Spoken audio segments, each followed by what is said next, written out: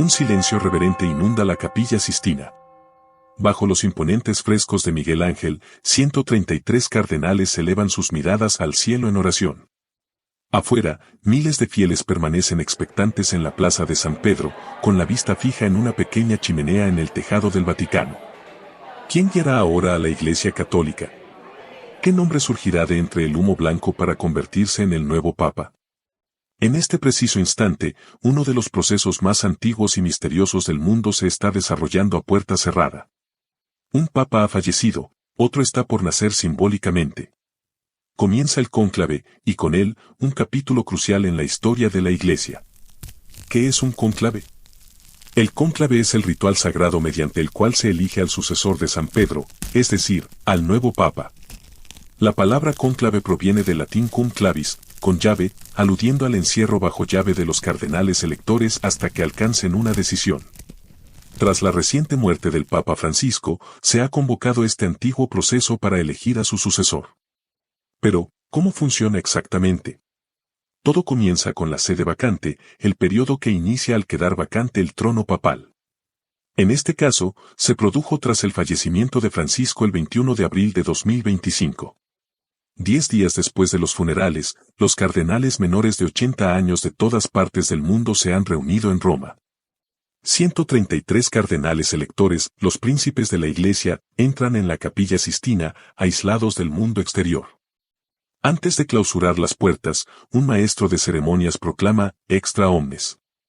Fuera todos, indicando que quienes no participarán en la elección deben salir. Acto seguido, las puertas se cierran con llave. Desde ese momento, los cardenales no tendrán contacto con el exterior hasta que haya un papa. Sin teléfonos móviles, sin internet, sin prensa, solo oración, discusión y votación. El proceso de elección es meticuloso y solemne. Cada día se realizan hasta 4 votaciones, 2 en la mañana y 2 en la tarde. En cada votación, cada cardenal escribe el nombre de su candidato en un papelito que dobla y deposita en una urna adornada. Para ser elegido, un candidato debe obtener una mayoría de 2/3 de los votos de los cardenales presentes. Con 133 electores, esto significa que se requieren al menos 88 a 89 votos para alcanzar la elección. La cifra exacta depende del número final de votantes activos. Si nadie alcanza esa supermayoría en una ronda, se queman las papeletas y se procede a otra votación. Este ritmo continúa hasta que finalmente algún nombre consigue el consenso necesario. Al concluir cada ronda de votación, el mundo observa el cielo del Vaticano en busca de una señal, el humo que sale de la chimenea de la Sistina. Esa señal de humo, o fumata, comunica el resultado de las votaciones. Más adelante exploraremos este y otros detalles curiosos. Mientras tanto, los cardenales reflexionan y discuten en la intimidad de la capilla, conscientes de la enorme responsabilidad sobre sus hombros. Se están eligiendo al líder espiritual de más de 1.300 millones de católicos, una figura cuya influencia moral trasciende fronteras y religiones. Suscríbete al canal para seguir la cobertura completa de este momento histórico. Cada paso del cónclave es parte de un rito cargado de significado, y estaremos acompañándote con un análisis profundo y respetuoso. Antes de adentrarnos en la elección, hacemos una pausa para rendir homenaje al hombre cuyo fallecimiento nos ha traído a este momento, el Papa Francisco. Jorge Mario Bergoglio, el pontífice argentino, fue un papa de los primeros. Primer papa latinoamericano, primer jesuita en el trono de San Pedro, y un pastor que se ganó el apodo de el Papa de los pobres por su humildad y cercanía con la gente. Su muerte ha dejado un profundo sentimiento de pérdida entre millones de fieles, pero también un inmenso agradecimiento por su legado. Francisco lideró la Iglesia Católica desde 2013 hasta 2025, un periodo marcado por cambios y desafíos. Llegó al papado en un momento de crisis, tras la sorpresiva renuncia de Benedicto XVI y en medio de escándalos de abusos y filtraciones en el Vaticano. Con sencillez y determinación, Bergoglio emprendió reformas internas para lograr una iglesia más transparente y enfocada en el Evangelio. Su estilo fue el de un pastor cercano, renunció a muchos lujos del cargo, como el apartamento papal tradicional y el coche oficial ostentoso, para vivir con modestia y moverse en un simple utilitario. Siempre se le vio romper el protocolo para abrazar a niños, enfermos y presos, lavando los pies a personas marginadas, mujeres, inmigrantes, reclusos, durante los Jueves Santos en un poderoso gesto de servicio. Entre los principales hitos del Papa Francisco destacan sus enseñanzas y acciones en favor de la misericordia, la justicia social y el cuidado del planeta. Promovió un año santo de la misericordia 2016 enfatizando el perdón y la compasión. En 2015 publicó la encíclica Laudato Si, un llamado urgente a proteger la casa común frente al cambio climático, que resonó más allá del mundo católico. Posteriormente, en Fratelli Tutti 2020 abogó por la fraternidad y la amistad social en un mundo dividido. Francesco también trató de dar voz a los marginados, insistió en una iglesia pobre para los pobres, defendió a los migrantes y refugiados, y denunció las desigualdades económicas. Bajo su guía, la Iglesia mostró apertura en temas espinosos, por ejemplo, impulsó debates sobre cómo acoger con más amor a las personas homosexuales en la Iglesia, famosamente preguntando ¿quién soy yo para juzgarlos? Sobre el rol de la mujer en puestos de responsabilidad, e incluso sobre la posibilidad de que el celibato sacerdotal fuera opcional en ciertos casos. Estas posturas progresistas encendieron la esperanza de muchos fieles que anhelaban renovación, aunque también generaron resistencias en sectores conservadores dentro de la Iglesia. Francesco será recordado como un papa reformador y cercano al pueblo. Su sonrisa bondadosa, sus llamados a la paz, como la histórica mediación entre Estados Unidos y Cuba en 2014, y su presencia en las periferias del dolor humano dejaron una huella profunda. Al despedirlo, la Iglesia llora la partida de su pastor, pero celebra la vida de un hombre que, con sus luces y sombras, renovó la esperanza de una fe más viva, sencilla y comprometida con el mundo actual. Ahora, con el recuerdo de Francisco en el corazón, los cardenales afrontan el desafío de elegir a quien continuará su obra, o quizá imprima un rumbo diferente, al timón de la Iglesia. ¿Quién tomará el testigo del Papa Francisco?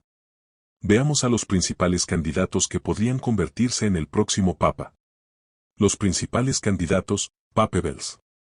En cada cónclave, los medios y expertos comienzan a hablar de los Papebels, aquellos cardenales que, por su trayectoria y perfil, se consideran con mayores posibilidades de ser elegidos Papa.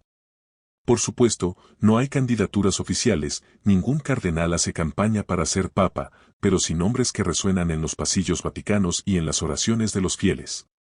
Estos son, hasta ahora, algunos de los principales candidatos según los vaticanistas. Pietro Parolin, Italia, 70 años, cardenal secretario de Estado del Vaticano. Diplomático de carrera, Parolin es el número 2 de la Santa Sede y ha sido la mano derecha de Francisco en asuntos de Estado.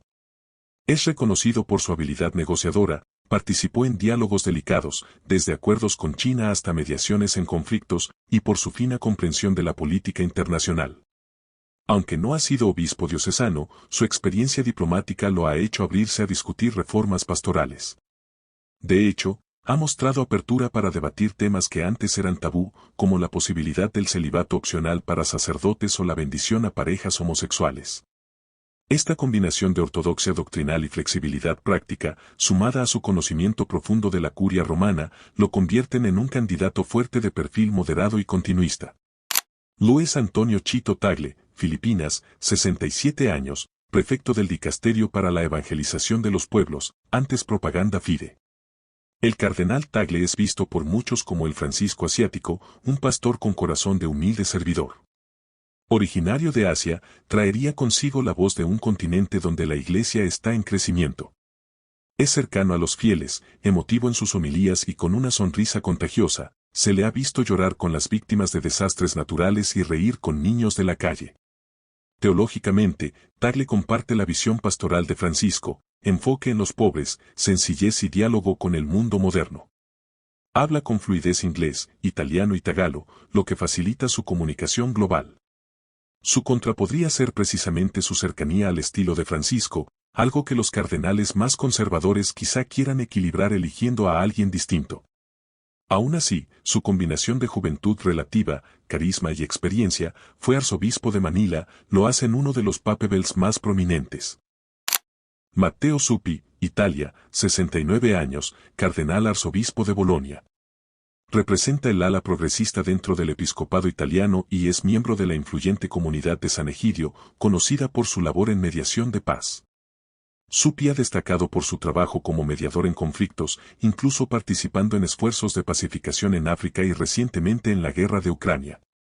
Es un pastor alegre y sencillo, cercano a jóvenes y con un estilo que algunos comparan con el del Papa Juan XXIII por su calidez.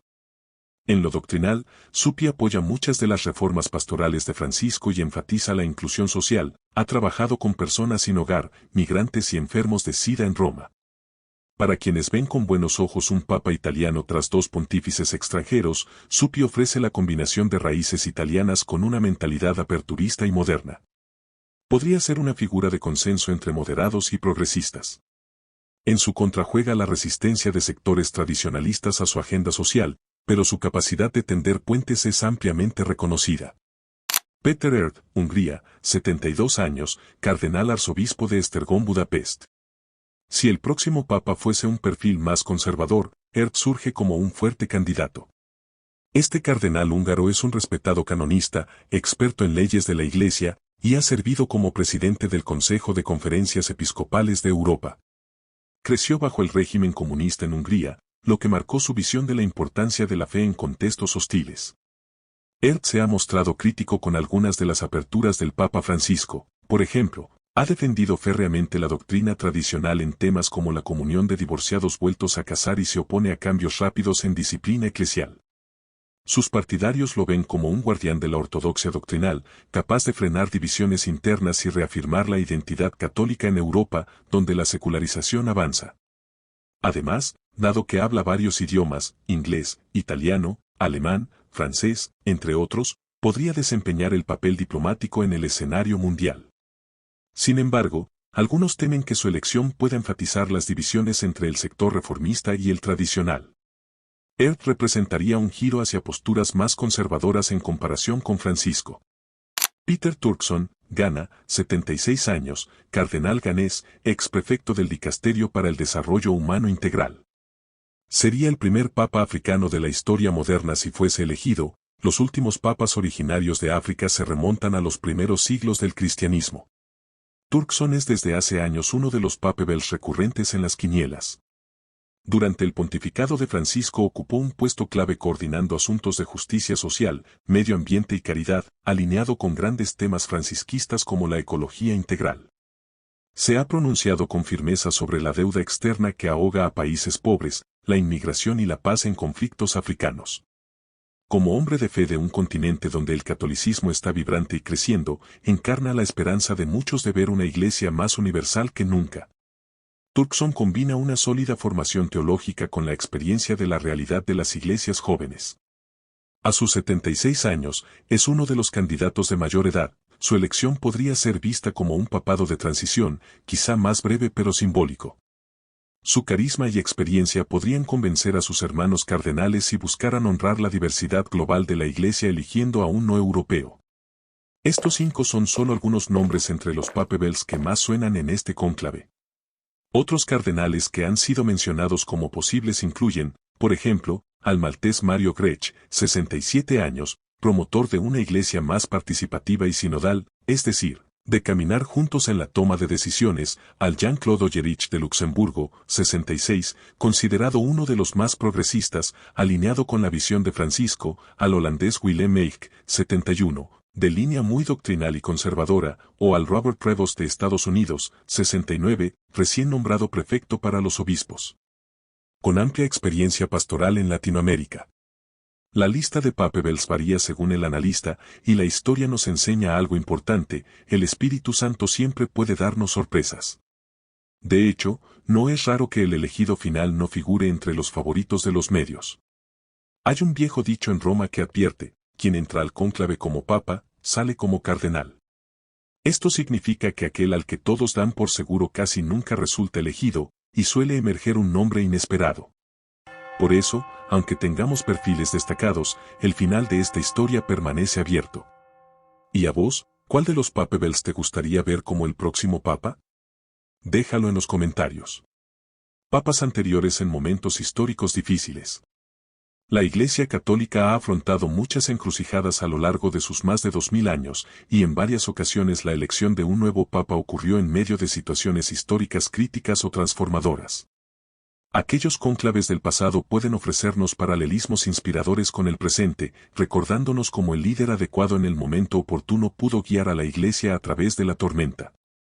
Veamos algunos ejemplos de pontífices elegidos en épocas especialmente desafiantes y qué significado tuvieron. Benedicto XV, elección en 1914, fue elegido justo al inicio de la Primera Guerra Mundial. Europa ardía en conflicto cuando el cardenal Giacomo della Chiesa subió al solio pontificio como Benedicto XV. Su papado se centró en ser voz de paz en medio de la Gran Guerra, calificó la contienda como una inútil matanza y ofreció mediaciones para detenerla.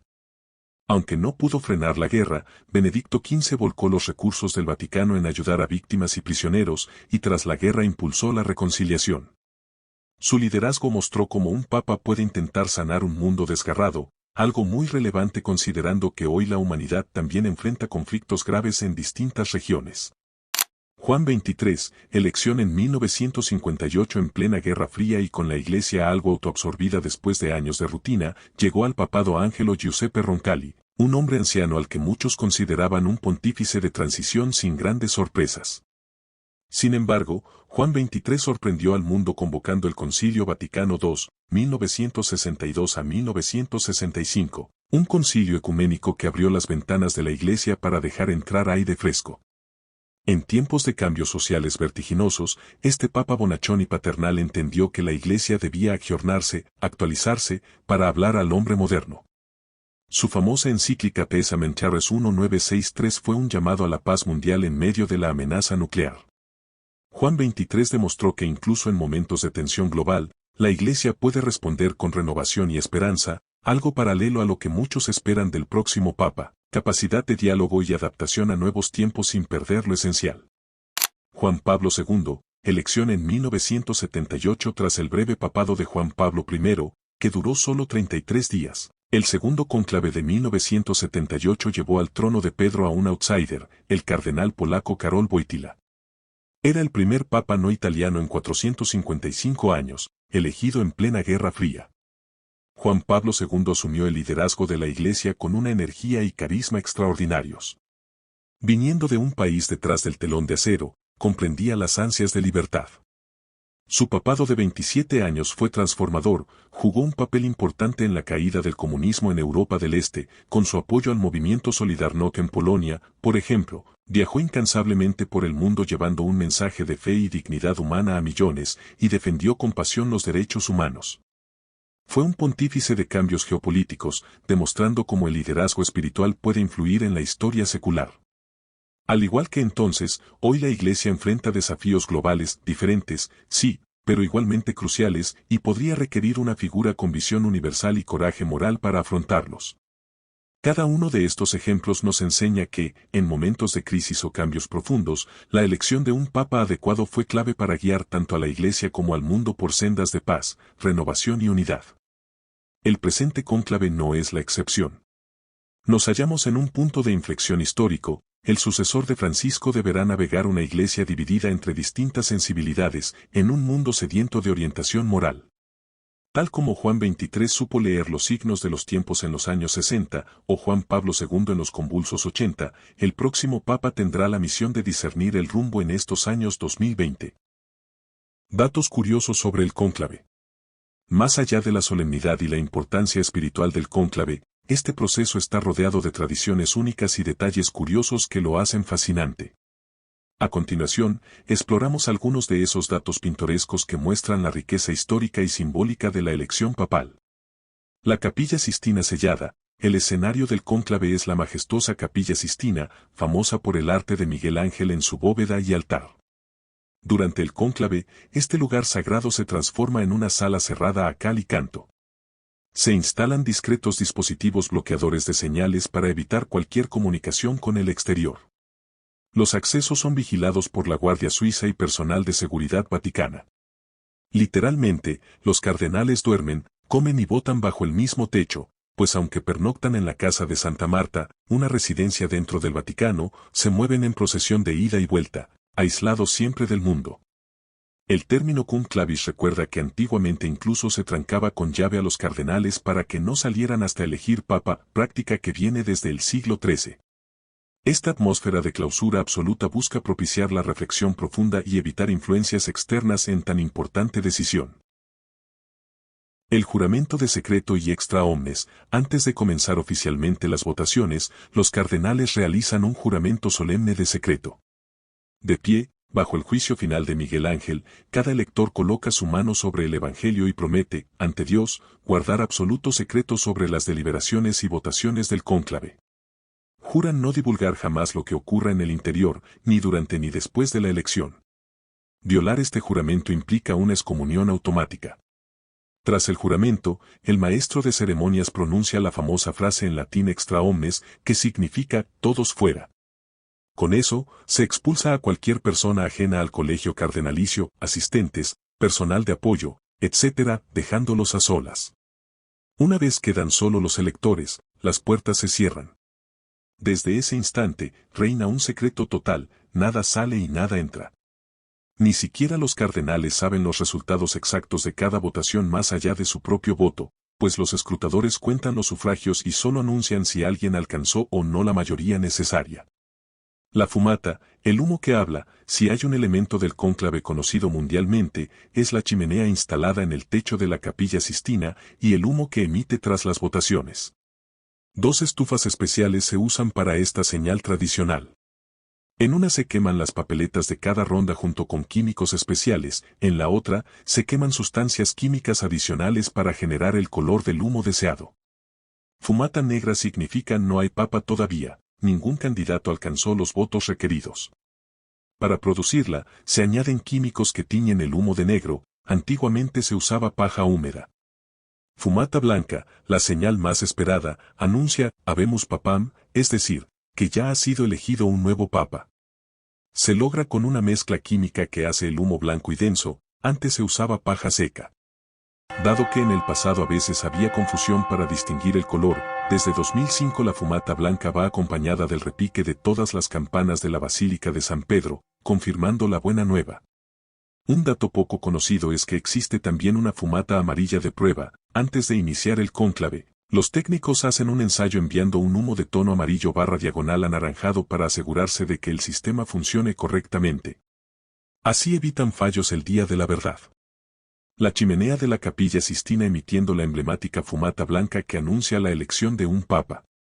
Esta pequeña chimenea se ha convertido en el centro de atención del mundo durante un cónclave. Cada vez que el humo negro se eleva, la multitud suspira con paciencia y las noticias informan todavía no hay papa.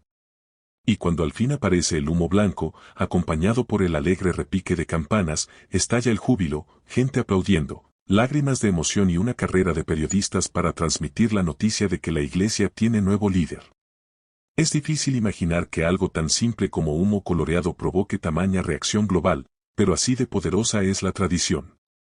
Anécdotas históricas del aislamiento. Las estrictas medidas de encierro en los cónclaves tienen su origen en experiencias históricas.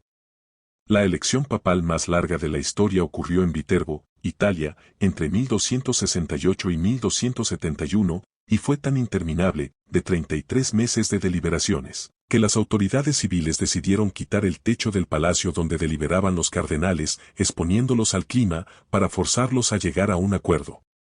Además, racionaron la comida a pan y agua para meterles prisa. Con un poco de ayuda divina en forma de sol, lluvia y hambre, los exhaustos cardenales finalmente eligieron Papa, Gregorio X, quien impresionado por lo ocurrido instauró reglas formales para evitar futuros estancamientos. Gracias a eso, hoy los cónclaves suelen ser mucho más breves, por lo general duran pocos días. Otra anécdota, en 1978, durante el cónclave que eligió a Juan Pablo I, se usó por error demasiado químico en la quema de papeletas y salió un humo gris dudoso que desconcertó a todos en la plaza por unos instantes, ya que no sabían si era blanco o negro.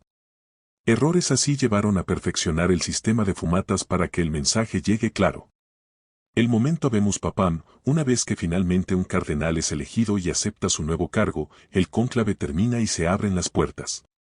El cardenal protodiácono, el de mayor antigüedad en ese rol, se asoma al balcón central de la Basílica de San Pedro para pronunciar la fórmula tradicional en latín, Annuncio vobis gaudium magnum, habemus papam. ¿Qué significa? Les anuncio una gran alegría, tenemos papa. Acto seguido revela el nombre de pila del nuevo papa y el nombre que éste ha escogido como pontífice. Minutos después, el mundo verá por primera vez al nuevo papa asomarse al balcón y impartir la bendición Urbi et Orbi a la ciudad y al mundo. Es un momento breve pero cargado de emoción, el cierre del proceso secreto y el comienzo público del pontificado. Saber que detrás de esa aparición en el balcón hubo días de intensa oración, debates y hasta posibles tensiones entre cardenales, nos hace apreciar aún más la imagen del Papa recién elegido saludando humildemente, consciente de la enorme misión que Dios y sus hermanos cardenales le han confiado. Historia relevante de los cónclaves, hitos y sorpresas. El cónclave actual no solo está haciendo historia, sino que también forma parte de una larga historia.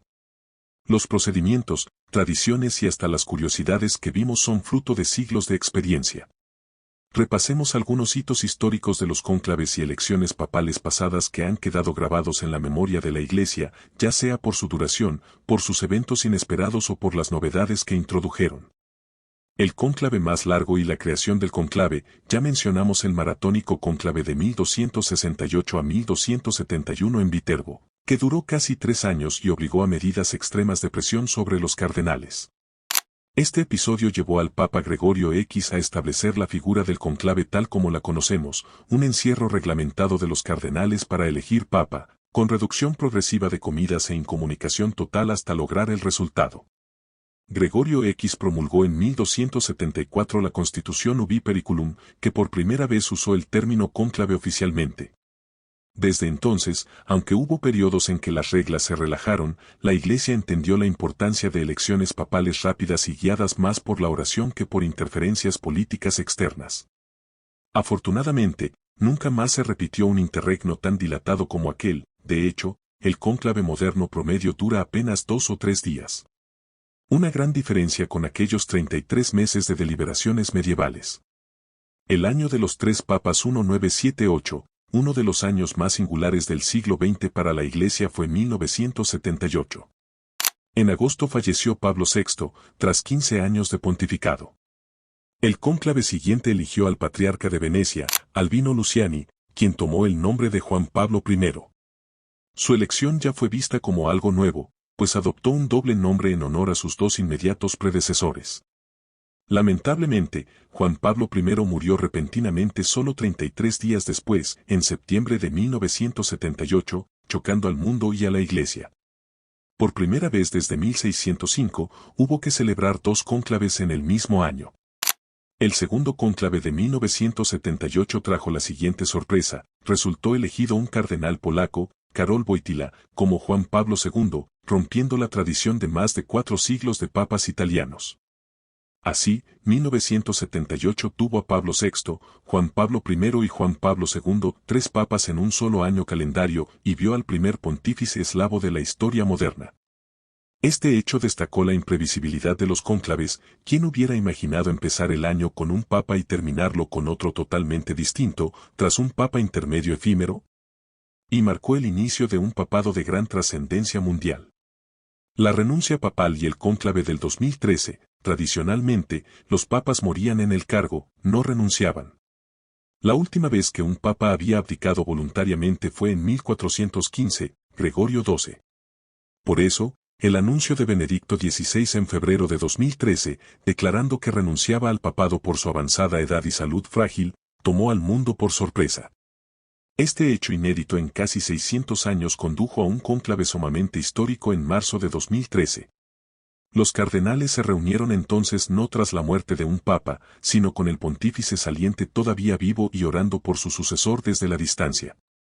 El cónclave de 2013 eligió a Jorge Bergoglio, que se convirtió en Francisco, el primer papa de América y primero no europeo en mucho tiempo. Aquella elección significó un gran paso hacia la universalidad de la Iglesia, por primera vez un latinoamericano, y respondió a la necesidad de cercanía pastoral que la Iglesia requería tras años de crisis internas. Además, estableció un precedente: los papas pueden renunciar si sienten que no pueden seguir, abriendo la puerta a que en el futuro no sea tabú pensar en abdicar por el bien de la Iglesia. El papado de Francisco, nacido de ese cónclave especial, ha llegado a su fin con su fallecimiento, pero su comienzo estuvo signado por la novedad y la esperanza de cambio que impregnó aquel cónclave de 2013. Estos hitos son apenas pinceladas de una larga historia de elecciones papales. Cada cónclave tiene su personalidad propia, algunos fueron rápidos y armoniosos, otros tensos y prolongados, algunos introdujeron grandes cambios, como elegir a un papa de un continente jamás antes representado, otros reafirmaron continuidades. Todos, sin embargo, comparten algo, son momentos en que la Iglesia se repliega en oración para discernir su futuro. El cónclave actual, de 2025, pronto se unirá a esta lista de acontecimientos históricos. Sus crónicas narrarán cómo la Iglesia despidió a un papa reformador y escogió al siguiente en medio de los desafíos del siglo XXI. ¿Será recordado por una elección sorpresiva, por algún hecho curioso? ¿Por marcar algún primero más, tal vez el primer papa de Asia o de África en la era moderna? Solo el tiempo lo dirá. En este punto culminante, con la Capilla Sistina todavía cerrada y el humo aún por tornarse blanco, cabe reflexionar, ¿qué representa este momento para la Iglesia y el mundo? La elección de un nuevo papa no es solo un evento protocolar, es un parteaguas espiritual e incluso social. Supone el final de un luto y el inicio de una nueva esperanza. Supone también preguntarse qué necesita hoy la Iglesia. El próximo papa heredará la enorme labor de Francisco, junto con problemas no resueltos y sueños por cumplir. Tendrá que ser un pastor y un navegante. Un pastor que sane heridas internas. La Iglesia de hoy está, en muchos sentidos, dividida entre alas conservadoras y progresistas, con visiones contrapuestas sobre temas como el papel de la mujer, la moral sexual o la gestión de la tradición. El nuevo pontífice deberá tender puentes donde haya polarización, buscando la unidad sin excluir la diversidad. También será navegante de tormentas externas, enfrentará un mundo donde la fe religiosa ya no ocupa el lugar central de antes, especialmente en regiones como Europa Occidental y América. La pérdida de fieles por secularización o desilusión es real, y la Iglesia necesita reencontrar cómo comunicar su mensaje de amor y verdad a nuevas generaciones que piensan diferente. A la par, siguen pendientes las tareas de limpiar y prevenir los tristes escándalos de abusos que han minado la credibilidad eclesial, así como de continuar la reforma de la curia y las finanzas vaticanas para que la transparencia y la justicia brillen. Pero no todos son problemas, el nuevo Papa también tendrá la hermosa misión de ser una voz moral en el mundo ante desafíos globales. Pobreza, desigualdad, migraciones masivas, conflictos bélicos, cambio climático, crisis de valores, en todos estos temas la voz de la Iglesia es llamada a iluminar conciencias. Francisco alzó esa voz en foros como Naciones Unidas, en encíclicas y viajes apostólicos, su sucesor deberá hacer lo propio con su propio estilo, inspirando a la humanidad a buscar el bien común. Como dijo una vez San Juan Pablo II, el Papa debe abrir de par en par las puertas a Cristo en toda cultura y nación. Hoy podríamos agregar, abrir puertas al diálogo, a la reconciliación y a la esperanza, en un mundo que tanto las necesita. Cada cónclave es en el fondo un acto de fe. Fe de los cardenales en la asistencia del Espíritu Santo para guiar su elección. Fe de los fieles, que rezan desde todos los rincones del planeta pidiendo un buen pastor. Fe en que, a pesar de las dificultades, las puertas del infierno no prevalecerán contra la Iglesia, tal como prometió Jesús. Este momento representa, por tanto, una renovación en la continuidad. La barca de Pedro cambia de timonel, pero sigue surcando el mar de la historia. La muerte de un papa y la elección de otro nos recuerda la dimensión humana de la Iglesia peregrina, que avanza con líderes temporales y a la vez su dimensión divina, la creencia de que es Dios quien en última instancia la conduce. Muy pronto, la chimenea del Vaticano emitirá esa señal inconfundible, fumata blanca. Muy pronto, escucharemos las campanas repicar con alegría y el anuncio resonará, Habemus Papam. Y un hombre saldrá al balcón, vestido de blanco, quizá con semblante emocionado, para saludar por primera vez al mundo como el nuevo Papa. En ese instante, la tristeza por la pérdida de Francisco se convertirá en aplauso esperanzado hacia el futuro. Será un momento de unidad, católicos de todas las tendencias se unirán en una misma oración por su nuevo líder, personas de otras religiones e incluso no creyentes prestarán atención, reconociendo la influencia que esa figura tiene a nivel global. El nombre que se pronuncie, sea familiar o inesperado, iniciará un nuevo capítulo. De una pequeña sala decorada con arte renacentista saldrá un mensaje para todo el planeta, la fe sigue viva, se renueva en cada generación. Este cónclave, envuelto en tradiciones ancestrales, habla en realidad de algo siempre nuevo, la búsqueda de guía, de sentido y de servicio al prójimo.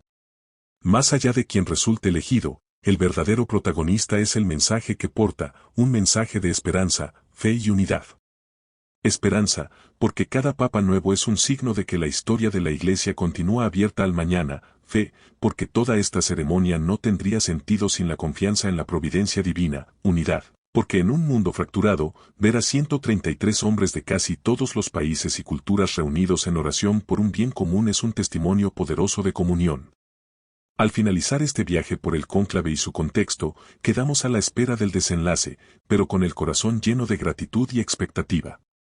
Acompañemos con nuestras oraciones y buenos deseos este momento histórico. Compartí este video con alguien que esté siguiendo de cerca el futuro de la Iglesia, para que también ellos puedan comprender la profundidad de lo que está ocurriendo. Y dale like si valoras este tipo de contenido profundo y respetuoso, para apoyarnos a seguir difundiendo mensajes con significado y alma. Pronto, cuando la fumata blanca se eleve al cielo de Roma, todos podremos decir juntos, con alegría renovada, Habemus Papam. Jesús es Lord.